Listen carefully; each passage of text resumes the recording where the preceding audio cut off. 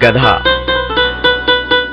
एक समय की बात है, किसी कस्बे में एक धोबी रहता था।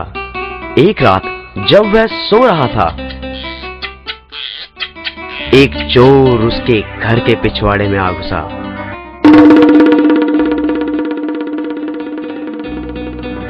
धोबी का एक कुत्ता और एक गधा वहां एक खूंटे के साथ बंधे हुए थे। चोर को देखकर गधा कुत्ते से बोला, कुत्ते भाई, देखो चोर घर में घुस आया है और तुम भौंक नहीं रहे हो। क्या ये तुम्हारा फर्ज नहीं कि तुम भौंक कर मालिक को जगाओ?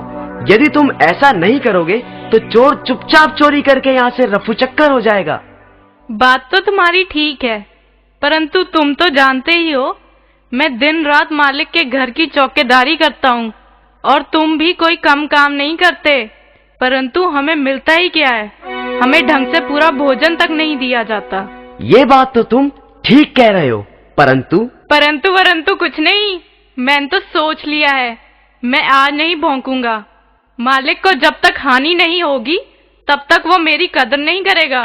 देखो, ऐसे आड़े वक्त में ऐसी बात सोचना गलत है। मुसीबत के समय अपनी मांग रखना उचित नहीं। मैं उचित अनुचित कुछ नहीं जानता। मैंने तो जो कह दिया सो कह दिया। ऐसे मालिक का भी क्या करना जो अपने काम से ही काम रखे, लेकिन हमारा ध्यान बिल्कुल ना करे। गधे को गुस्सा आ गया।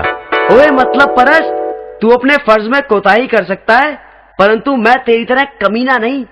लगता है मुझे ही कुछ करना पड़ेगा। और गधा जोर जोर से रैंकने लगा। गहरी नींद में सोए हुए धोबी की नींद गधे के रैंकने की आवाज से खुल गई। वो गुस्से से बिस्तर से उठा और जाकर लाठी से गधे को जोर जोर से पीटने लगा।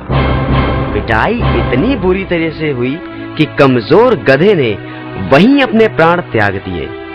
तो बच्चों, समझे कुछ?